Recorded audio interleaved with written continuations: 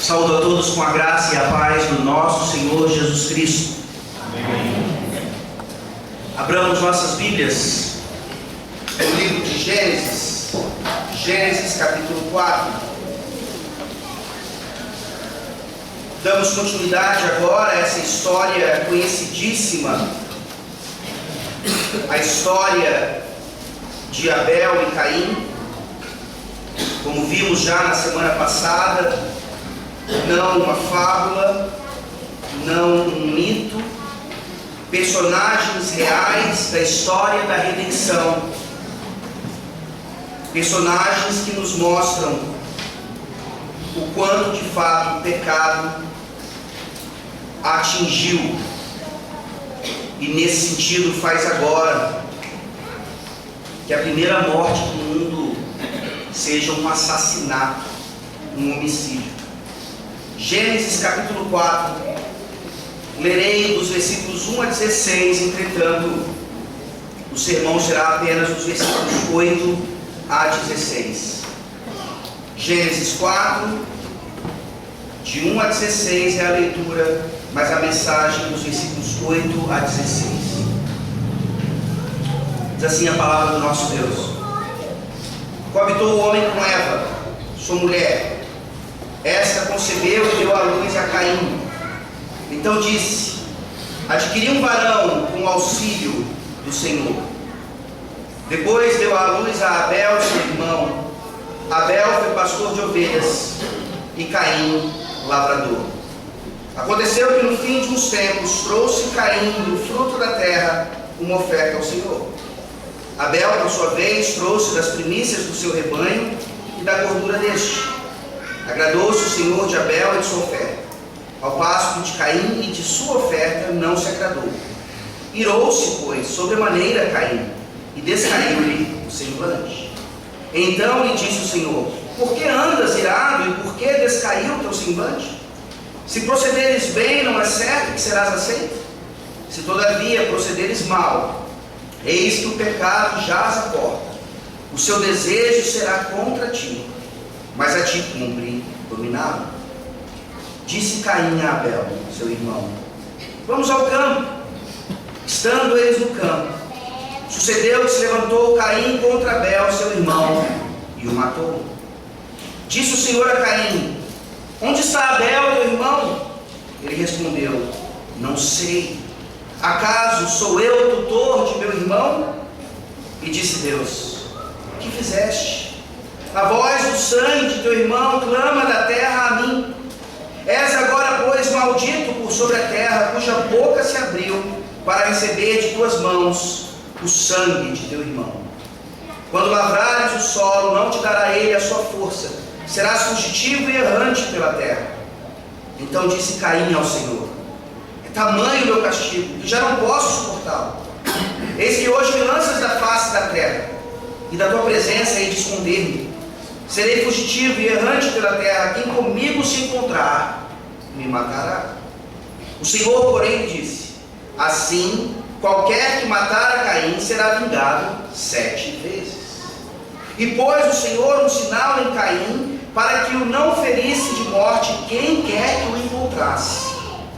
Retirou-se Caim da presença do Senhor, e habitou na terra de Nod, ao oriente do Éden. Amém. Vamos orar. Senhor nosso Deus, obrigado por essa série no livro de Gênesis que o Senhor tem nos concedido. Temos aprendido tanto, ó Deus, com esse livro de princípios. E aqui nós vemos de fato a primeira morte. Morte não natural, não por causa da idade avançada, mas por causa do ódio, por causa de vingança, de ira, de tudo aquilo, ó Deus, que muitas vezes nós temos no coração, mas não praticamos de forma concreta, assassinando outras pessoas literalmente. Ó Deus, venha falar conosco nessa manhã. Claramente nós temos aqui diante de nós o exemplo negativo de Caim. E a tua palavra nos ensina assim: O Senhor, como um grande mestre, nos mostra defeitos, coisas horríveis praticadas por seres humanos reais, e nos dá o privilégio, ó Deus, de não praticarmos as mesmas coisas, de aprendermos com esses erros. A tua palavra é claríssima quando ela diz que o Velho Testamento, todo ele foi escrito para que nós aprendêssemos a lição, para que nós não fôssemos como Caim, para que nós não fôssemos como o Israel desobediente, para que nós fôssemos como o descendente da mulher, prometido desde Gênesis, garantido por toda a antiga aliança e concretizado ali na plenitude dos tempos, no início da nova aliança.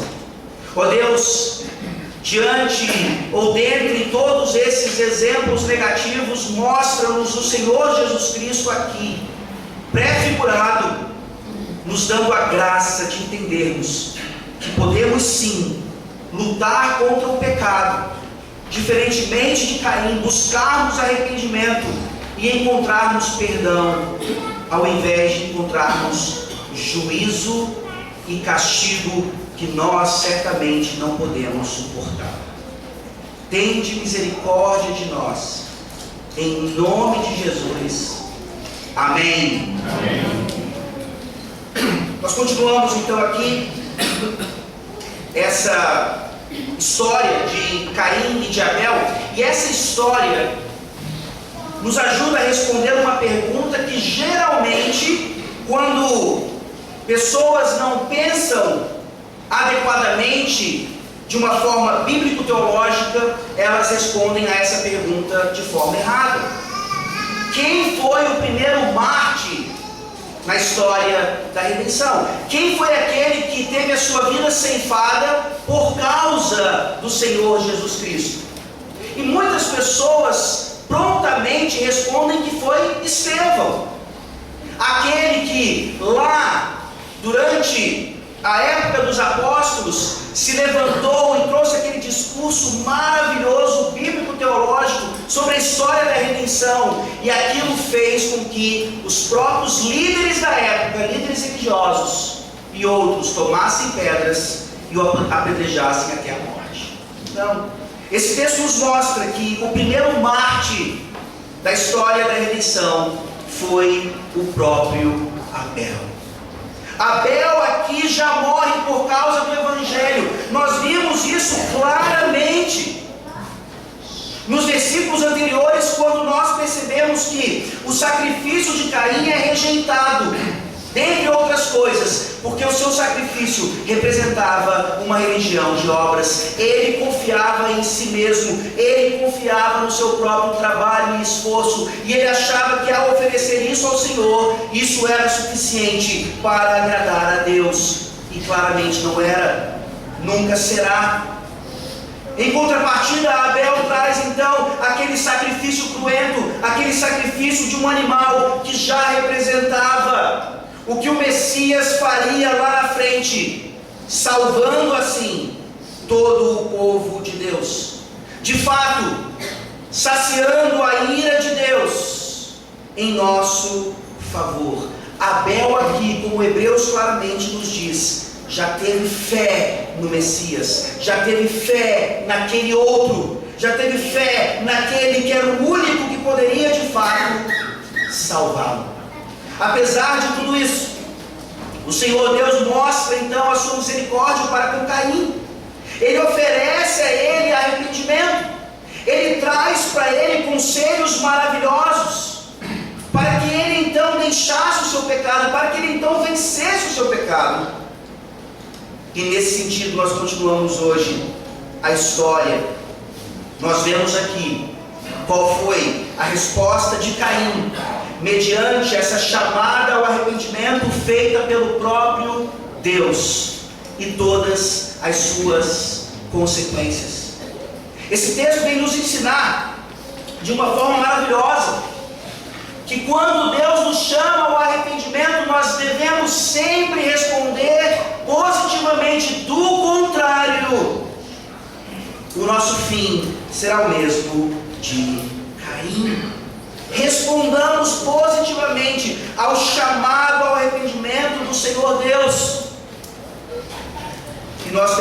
então o mesmo fim de Abel, que mesmo morto, o seu sangue continua clamando da terra por vingança. Qual fim você quer nessa manhã? Morrer como Caim aqui, não literalmente morreu, mas foi separado de Deus? Ou morrer como Abel, literalmente aqui, mas ter a sua vida garantida, mesmo estando morto? Olhemos então para esse texto. Percebamos em primeiro lugar aqui a resposta de Caim ao arrependimento oferecido por Deus no final daquela primeira parte que nós estudamos na semana passada. A resposta de Caim está aqui no versículo 8. Disse Caim a Abel, seu irmão: vamos ao campo. Estando eles no campo, sucedeu que se levantou Caim contra Abel, seu irmão, e o matou. Esse texto já começa de forma muito forte, não apenas nos mostrando aqui o que o pecado consegue fazer numa família, família da aliança, família onde promessas foram dadas, restauração garantida, mas temos aqui dois irmãos de sangue, dois irmãos da aliança, porque são dos mesmos pais da aliança, um se levantando contra o outro. Isso já seria o suficiente para nos arrepiar. Isso já seria o suficiente para nós percebermos o quanto o pecado é odioso, asqueroso e nojento. Mas a nossa leitura de 1 João nos mostra algo ainda maior. Eu gostaria que você voltasse ali, por favor. Eu sei que nós lemos, mas esse texto é fundamental para nós percebermos o que está de fato acontecendo ali. Não é um mero assassinato. Não é apenas um irmão descontando a sua raiva sobre outro. Não é um acidente. 1 João 3, versículo 12, nos mostra o que estava realmente acontecendo ali. Não segundo Caim, que era do maligno, e sacrificou a seu irmão. E por que o sacrificou? Porque as suas obras eram más e as de seu irmão justas. A palavra aqui no grego, no Novo Testamento, não é assassinou, mas sim uma ideia de ter degolado o seu irmão. E aqui nós vemos então esse texto nos mostrando que Caim havia aprendido a lição. Caim ouviu o próprio Deus falando com ele. Caim lembrou de lições que ele havia aprendido antes. E ele chega para Deus então e diz: ah é? O Senhor quer um sacrifício de sangue? Abel, vamos ao campo.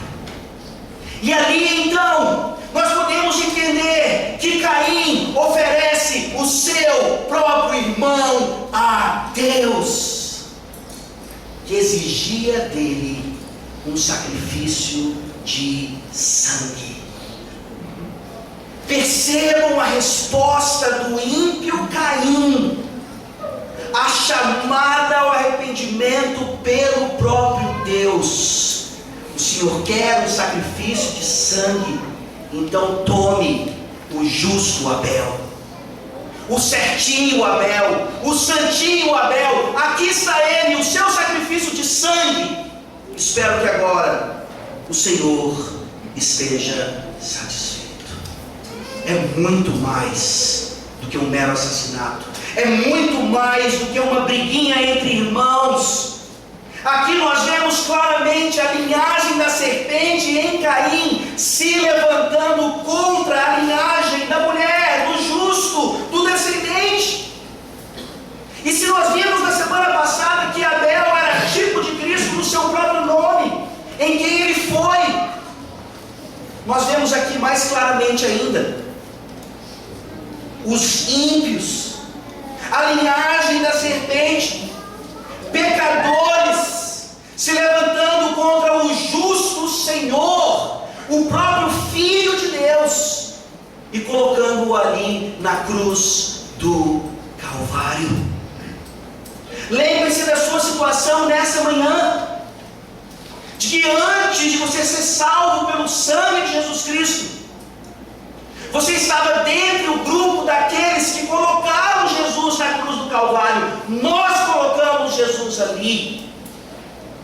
Nós, enquanto filhos da ira, da desobediência, também dissemos ao Pai, como Caim: o Senhor quer um sacrifício de sangue, então tome o seu próprio filho como sacrifício perfeito. Que história maravilhosa!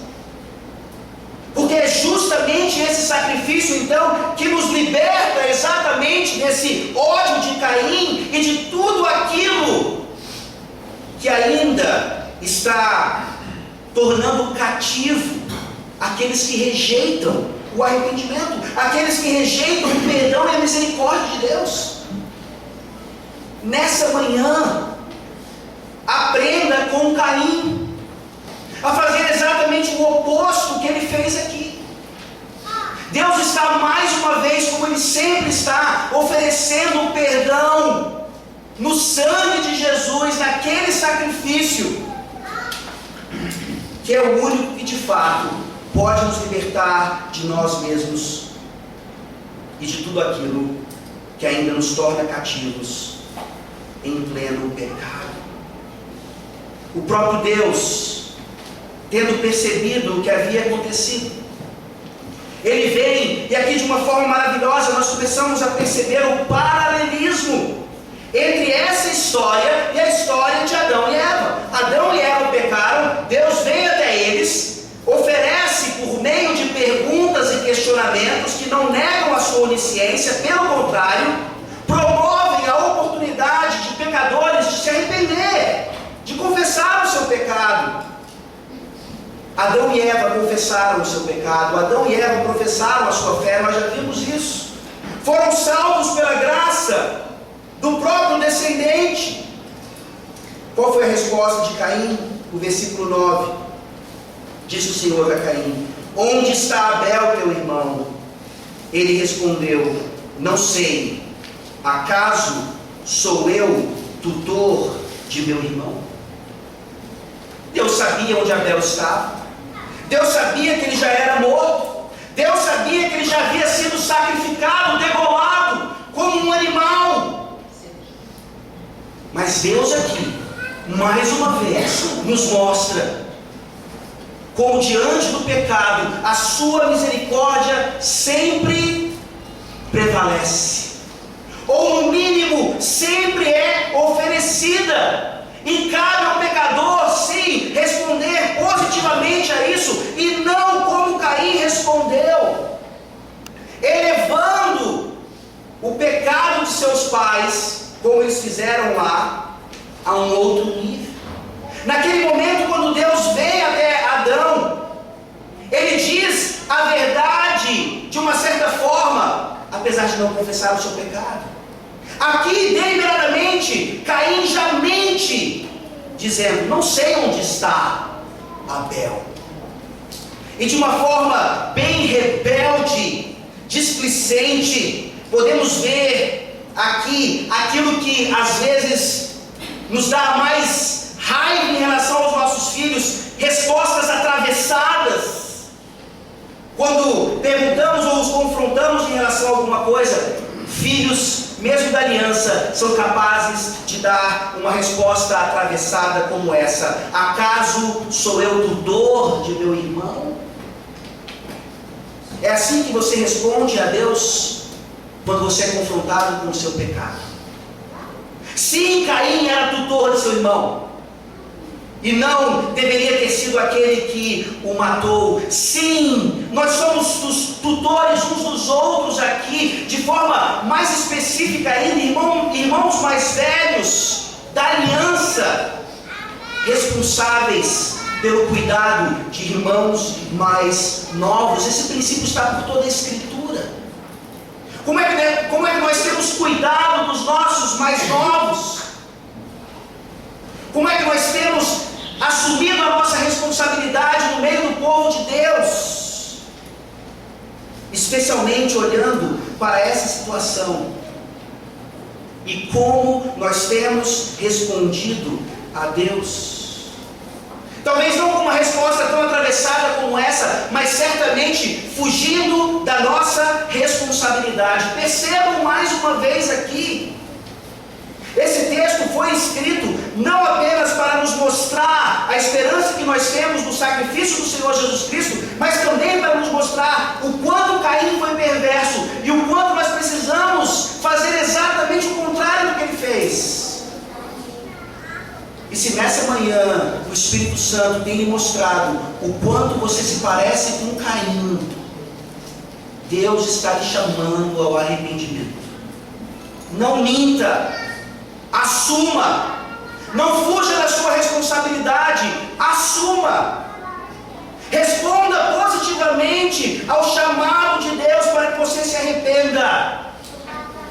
E você receberá exatamente o oposto que aqui Caim recebe. Caim não se arrepende. Diversas manifestações de misericórdia de Deus e ele as rejeita todas. Finalmente então, a partir do versículo 10, nós começamos a ver como Deus lida então com essa falta de arrependimento. Com esse homem que não quer a graça de Deus, com esse homem que claramente prefere continuar confiando nas suas próprias obras, ao invés de confiar no sangue do Messias. Versículo 10, nós lemos: e disse Deus: que fizeste? A voz do sangue de teu irmão clama da terra a mim. És agora, pois, maldito por sobre a terra, cuja boca se abriu para receber de tuas mãos o sangue de teu irmão. Quando lavrares o solo, não te dará ele a sua força, serás fugitivo e errante pela terra. Então disse Caim ao Senhor: é tamanho o meu castigo que já não posso suportar. De fato, Deus castiga, Deus oferece arrependimento, Deus mostra como isso acontece. E caso nós não nos escondamos, caso nós continuemos rejeitando a forma como Deus proporciona, o contrário é sempre verdadeiro: castigo e mais castigo, maldição. Ou é bênção, ou é maldição. Não existe meio termo para com Deus. E aqui claramente nós vemos uma testemunha contra Caim: a própria terra. O sangue de Abel sendo derramado sobre a terra, amaldiçoando ainda mais aquilo que já fora amaldiçoado em Adão. Percebam aqui essa relação de castigo, como Deus é cirúrgico em lidar com o nosso pecado. Deus nos atinge exatamente onde nossos ídolos estão. E aqui é exatamente assim: apesar ou além da terra estar aqui sendo testemunha contra Caim, é exatamente na terra, na esperança de Caim, que Deus coloca a sua mão. Essa mesma terra, testemunha, que abriu a sua boca para receber o sangue de Abel, agora seria ainda mais maldita, especialmente em relação a Caim. Lembrem-se, ele trouxe uma oferta como lavrador do solo. Aquela oferta ali deveria ser maravilhosa. Mas agora, quando Caim olhar para a terra, quando Caim lavrar o solo, a palavra de Deus claramente diz: não te dará ele a sua força. É assim que Deus faz com os nossos ídolos. Quanto mais nós buscamos força, livramento, redenção em ídolos, mais Deus vai tirando isso de nós. Ou pior ainda, mais Ele vai nos tornando como os nossos próprios ídolos. Mais uma vez aqui, era para a ficha ter caído, era para Caim ter entendido que diante desse Deus maravilhoso, que inclusive tira dele a sua única fonte de esperança, ainda aqui, era para ele ter se voltado a Deus, entendido mais uma vez o recado. Ele é tão bom para entender recados, mas sempre de uma forma errada, rebelde. Como é que você tem entendido os recados de Deus? Deus destrói os nossos ídolos. Deus faz com que os nossos ídolos continuem não nos dando absolutamente nada. Eles não podem dar. Por que é que nós continuamos confiando nessas coisas? Ninguém aqui provavelmente confia em estátuas, porque nós sabemos que estátuas claramente não podem nos dar nada. Mas qual é o ídolo da sua vida? Qual é a terra que para Caim representava a esperança? Para você hoje aqui, talvez o seu emprego, a sua família, os seus filhos, tudo aquilo que, se Deus tirasse de você, sua vida acabaria naquele exato momento. Deus fere a Caim exatamente onde ele precisava ser ferido. Qual que é a resposta de Caim? Qual que é a sua resposta se nessa manhã Deus está fazendo cair por terra aquilo que não pode lhe dar esperança, para que você finalmente abrace de uma vez por todas apenas o sangue do Messias e nada mais? Deus mostra a Caim que diante disso ele seria claramente fugitivo e errante pela terra. Ele passaria por lugares tentando ali produzir, e aquele lugar não daria a sua força. Ele precisava então agora viver uma vida nômade. Ele precisava aqui viver como seu pai vivia, não Adão, mas o próprio diabo, que no livro de Jó nos mostra que é errante pela terra.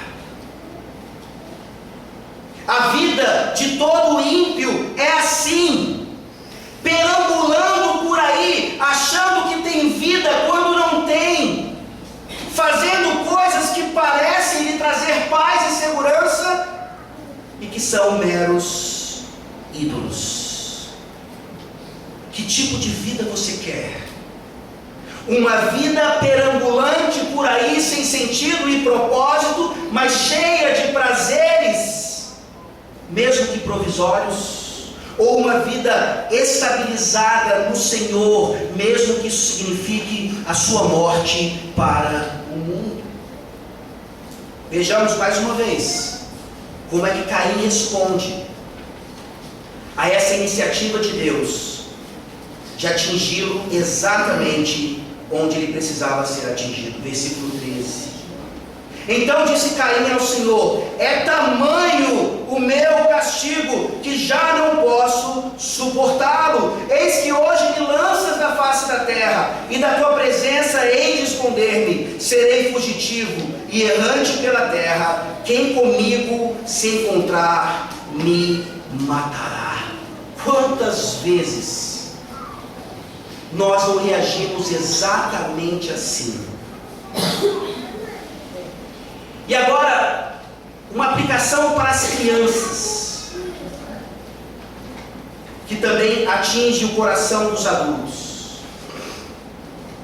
Crianças, por que é que vocês obedecem os seus pais?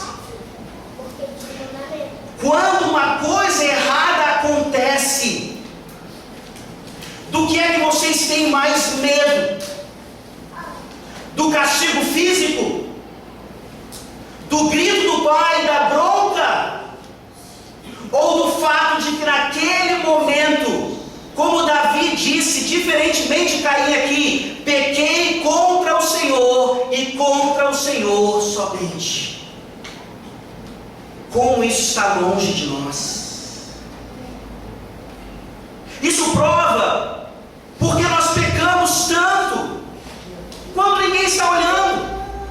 Isso prova porque nós tentamos esconder os nossos pecados ao invés de confessá-los. Porque nós reagimos exatamente como Caim. Caim reage aqui entendendo perfeitamente o castigo era grande demais e ele não podia suportar o fato.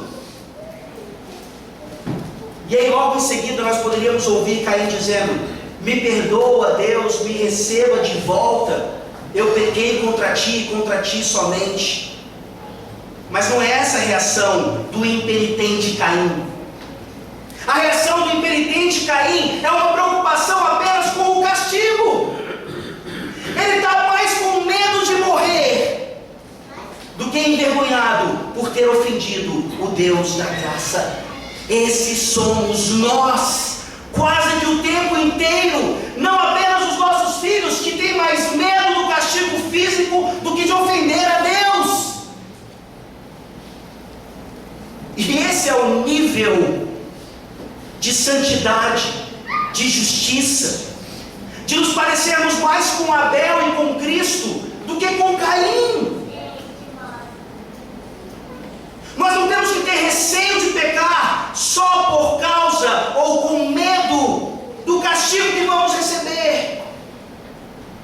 Nós temos que ter receio de pecar, ódio ao pecado, porque quando nós pecamos, isso é ofensa em primeiro lugar contra o próprio Deus.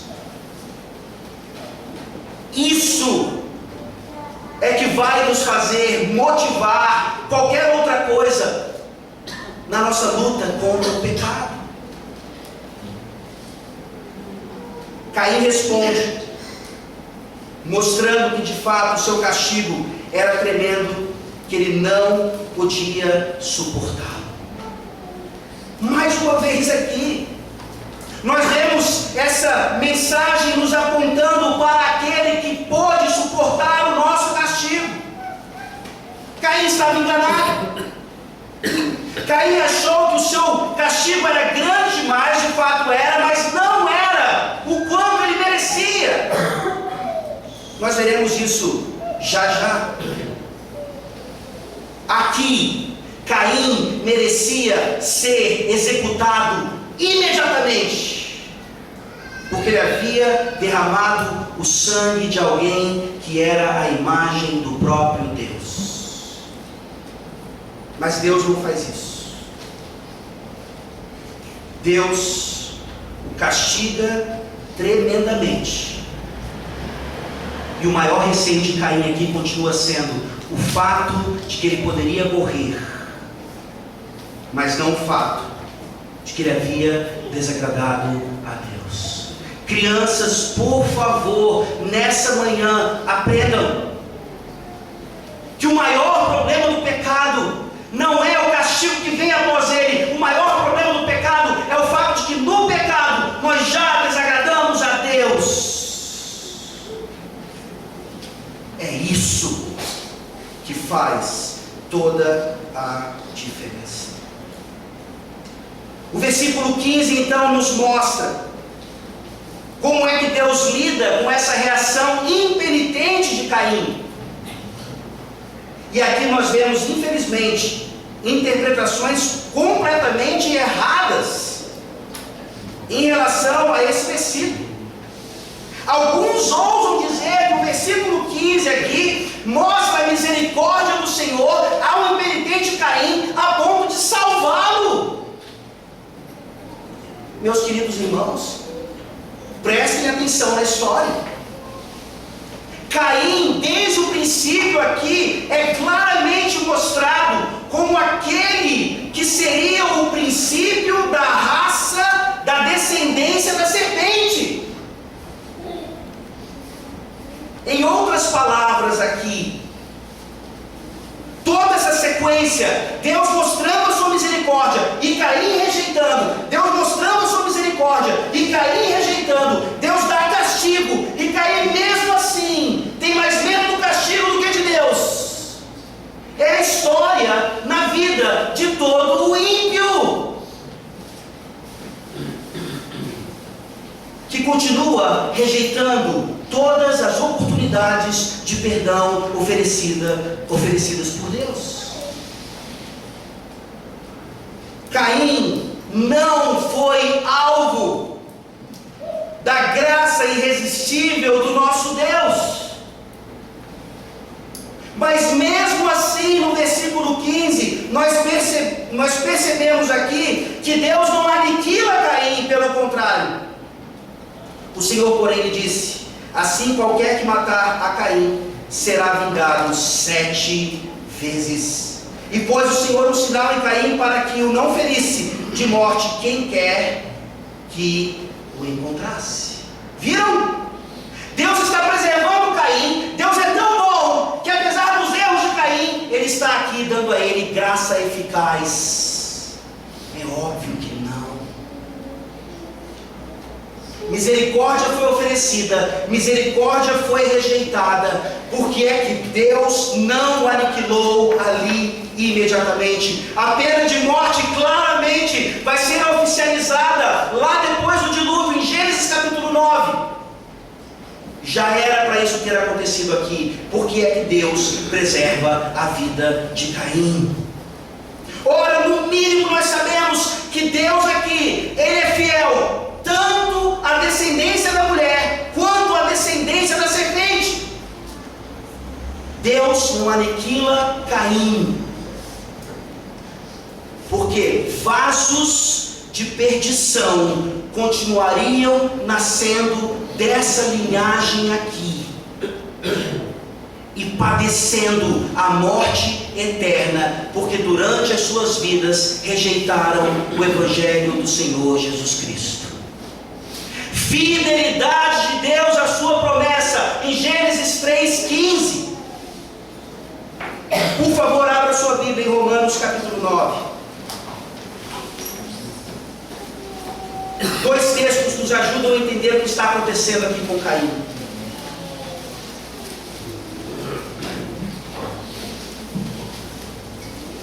Romanos capítulo 9.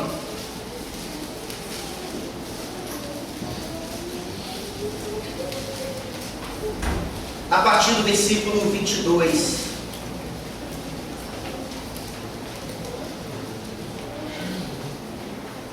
Que diremos, pois?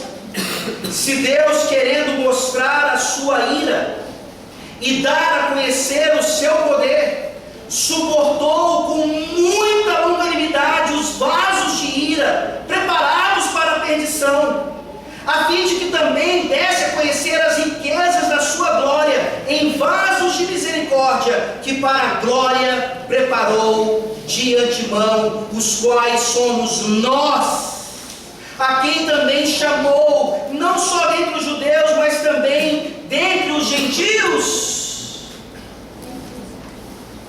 Nessa manhã, ao ouvir essas palavras de Paulo, você consegue se encaixar nesse nós aqui, vasos de misericórdia. Deixe-me lhe dar uma dica claríssima. Se nessa manhã você está aqui me ouvindo e você ainda não pertence ao Senhor Jesus Cristo, isso é prova cabal, pelo menos nesse momento da sua história, que é a única coisa que nós podemos conhecer, o seu presente. Não queremos conhecer o seu passado, não temos condições de conhecer o seu futuro, mas nessa manhã, se você não está em Cristo Jesus, claramente, na descrição histórica, você é um vaso de ira. Você está no time de Caim. Você está ouvindo aqui mais uma vez o Senhor Deus lhe chamando para deixar os seus ídolos, parar de confiar nas coisas que você confia e confiar somente nele. E se abraçar e assegurar somente no sangue de Jesus. Não existe dica mais clara do que essa. Como é que você vai sair daqui? Ainda tendo dúvidas? Será que eu creio ou não em Jesus Cristo? Será que eu deveria ou não seguir essa religião que é tão graciosa, que me diz que eu não preciso fazer nada para ser salvo? Ou será que eu vou continuar nos caminhos de Caim? Afinal de contas, ele pode ter sido amaldiçoado, mas a vida dele foi ótima. vasos de ira, preparados pelo próprio Deus, para demonstrar a sua ira e o seu poder. Deus usa de longanimidade para com esses vasos também, porque Gênesis capítulo 15, por favor.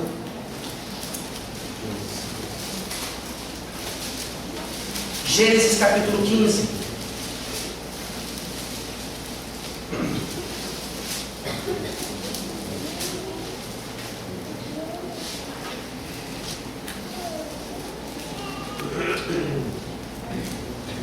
Gênesis capítulo 15, a partir do versículo 12.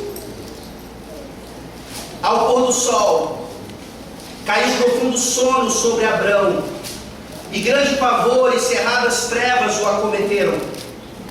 Então lhe foi dito: sabe com certeza que a tua posteridade será peregrina em terra alheia, e será reduzida à escravidão, e será afligida por 400 anos.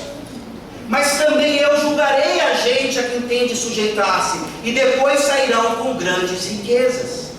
E tu irás para os teus pais em paz, serás sepultado de ditosa velhice. Na quarta geração tornarão para aqui, porque não se encheu ainda a medida da iniquidade dos amorreus.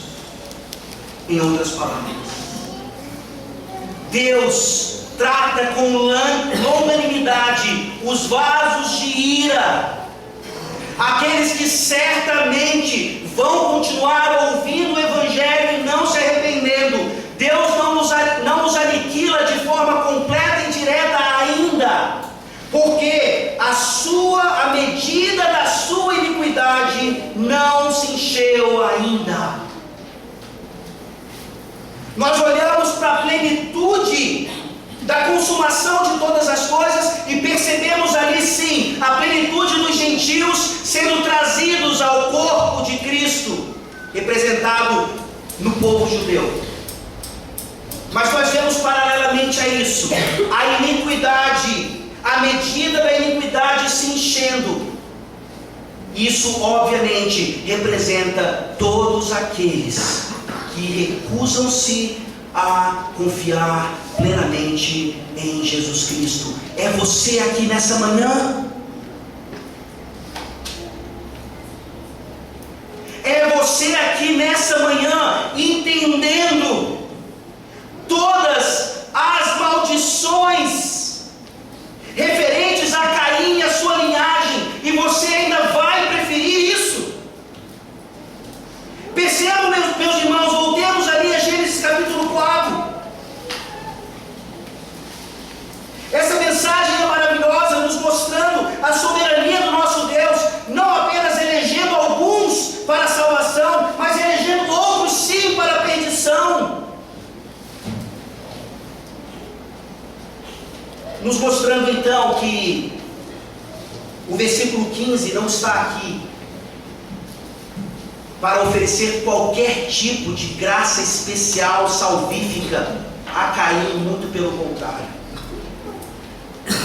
É a preservação da linhagem daqueles que nunca colocariam a sua confiança no Senhor Jesus Cristo e que por isso iriam diretamente para o inferno. Se as consequências, a falta de arrependimento a Caim aqui são terríveis, quão mais terríveis são as consequências do inferno. E o Evangelho vem, o exemplo de Caim vem para libertar pecadores exatamente disso. É assim que Deus trabalha, tirando filhos da desobediência, filhos da ira, que nascem, são consumados em pecado, concebidos em pecado, nascem em pecado, mas em Cristo Jesus são regenerados. São tornados agora como aqueles que, igual a Abel, são destinados à morte diariamente por causa do Senhor Jesus Cristo. Isso nos ajuda naquele dilema de Asaf lá no Salmo 73. Ele teve inveja dos ímpios, seus pés quase resvalaram, mas ele viu então a promessa de Deus. Ele se lembrou de que ele não precisava e nem devia ter inveja dos ímpios, porque os ímpios parecem prosperar, os ímpios parecem estar vivos, mas o seu destino é morte eterna. Não tenha inveja de Caim nessa manhã. Não tenha inveja dos ímpios, dos inimigos da cruz de Cristo, não. Saiba que o nosso maior privilégio enquanto filhos de Deus é, sem dúvida alguma, sermos oferecidos como sacrifícios vivos em um mundo que continua odiando a Deus, demonstrando o seu ódio à igreja. É essa a aplicação de João lá em 1 João 3. Não se espantem se o mundo odeia vocês. E essa é a realidade para todos aqueles que estão fazendo catecúmenos aqui, principalmente aqueles que não são membros de igreja ainda, principalmente aqueles que vão ser batizados, dar um passo oficial de fé para se tornarem oficialmente membros de uma igreja. Você está entrando para morrer, você está entrando para ser sacrificado, você está entrando para ser como Abel e não como Caim. Mas é em Abel que nós alcançamos misericórdia e não em Caim. O que é que você quer? Nós não precisamos invejar os ímpios, pelo contrário. Nós voltamos ao texto, e aqui nós terminamos, Gênesis capítulo 4, versículo 16. E aqui nós vemos então uma ponte já para o nosso próximo sermão, semana que vem. Retirou-se Caim da presença do Senhor, e habitou na terra de Nod, ao oriente do Éden. Meus irmãos, nós temos aqui dois exemplos claros de como o pecado continua nos afetando, mesmo que nós sejamos regenerados. Duas falsas interpretações. A primeira delas ainda está no versículo 15, quando nós vemos que o Senhor põe um sinal em Caim para que ninguém o ferisse de morte, quem o encontrasse. Naturalmente, pessoas queriam se vingar de Caim, mas Deus impediu que isso acontecesse. E muitos cristãos, ouçam-me agora, presbiterianos, nos Estados Unidos, durante a época da escravidão, usaram esse versículo aqui para dizer de uma forma absurda que os negros eram descendentes de Caim e que por isso não só podiam, como deviam ser escravizados, defendendo então essa interpretação ridícula de que a marca de Caim naquele momento teria sido o estabelecimento da cor escura da pele de seres humanos. Cristãos presbiterianos defendendo a escravidão deixaram com que o pecado lhes levasse a essa interpretação absurda. Aí você pergunta qual era a marca de Caim. A Bíblia não diz, mas ela nos diz o que não era, e certamente não é esse o caso. E a segunda péssima interpretação, no versículo 16, como nós acabamos de ler, é o fato de que você sempre vai ter alguém que não entende direito Gênesis ou quer procurar problemas na Bíblia dizendo o seguinte: pastor, por que a Bíblia diz então que Caim vai para Nod e lá ele encontra já uma civilização, várias pessoas? Quem são essas pessoas? Será que isso não é prova de que Adão e Eva não eram os únicos homens criados? Será que isso não é prova de que já havia homens antes deles? Será que isso não é prova da evolução ou de tantas teorias que são 6 dias literais da criação? Leiam de novo o versículo 16 e me digam onde é que aqui nós podemos entender que para onde Caim foi, já havia pessoas ali. Retirou-se Caim da presença do Senhor e habitou na terra de Nod, ao oriente do Éden. Esse texto não diz absolutamente nada a respeito de pessoas já povoando aquela região. Muito pelo contrário.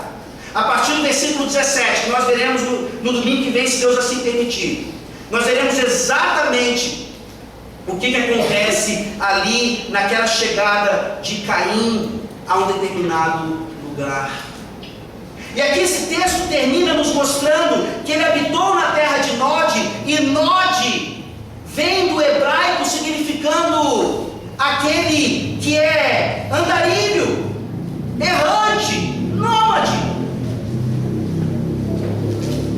Sim, quando Moisés escreve Gênesis, meus irmãos, ele está escrevendo na perspectiva daquela terra já existente. Havia uma terra, havia um lugar chamado Nod, havia pessoas ali na época em que Moisés escreve Gênesis. Então ele diz, naquele momento, quando Caim é banido, ele vai para a terra e habita a terra dos andarilhos, a terra do errante, a terra daquele que não tem estabelecimento, estabilidade. Nós olhamos para essa punição a Caim e nós percebemos quão diferentes nós somos. Nós somos peregrinos, mas não andarilhos. Nós somos passageiros por essa terra, mas não fugitivos. E a certeza que isso nos dá é o fato de que nós não somos habitantes de Nod, nós somos habitantes de Nova Jerusalém já. Abra sua Bíblia, por favor, em Hebreus capítulo 12. Vejam como a palavra de Deus faz essas conexões maravilhosas que muitas vezes nos deixam, nós não percebemos e perdemos assim toda a profundidade da história. Hebreus capítulo 12. Prestem atenção, por favor, na esperança que é nossa nessa manhã. Hebreus 12, a partir do versículo 22. Mas tendes chegado ao monte Sião, a cidade do Deus vivo, a Jerusalém celestial, e a incontáveis hostes de anjos, e a universal assembleia, a igreja dos primogênitos arrolados nos céus, e a Deus, o juiz de todos, e aos espíritos dos justos aperfeiçoados, e a Jesus, o mediador da nova aliança, e ao sangue da aspersão, que fala coisas superiores ao que fala o próprio Abel. A mensagem de Gênesis 4, falando sobre Abel e Caim, não é sobre eles em última instância, é sobre o sangue da nova aliança, que nos garante na Nova Jerusalém, que nos garante bênçãos superiores àquilo que o próprio sangue de Abel clamava desde a terra.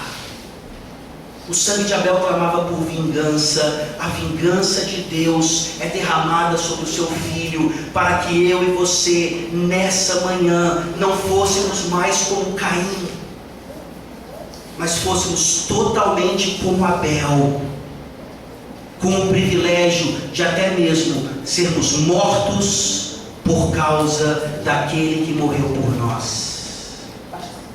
Que Deus tenha misericórdia de nós e nos ajude a morrer por Ele a cada dia mais. Vamos orar. Senhor Deus, Deus de Abel,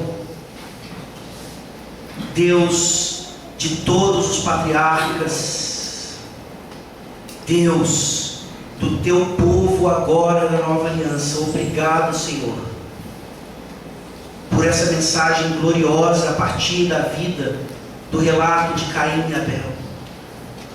Ó Senhor, obrigado, porque o teu Espírito Santo nos mostra claramente que nós já regenerados, justificados, adotados pelo Senhor, podemos muitas vezes recair ao pecado, buscarmos ídolos e vivermos como Caim, mais preocupados com o castigo do que desagradarmos o Senhor. Ó Deus, por favor, nos purifica disso nessa manhã. Diferentemente de Caim, nós nos arrependemos, nós buscamos arrependimento. Nós queremos, ó Deus, que o Senhor nos ajude. E eu te peço em especial aqueles que talvez tenham ouvido o Evangelho pela primeira vez nessa manhã. Evangelho claro, da morte sacrificial de Abel, apontando para a morte sacrificial de Cristo. Sangue esse que fala mais alto e melhor do que o próprio sangue de Abel.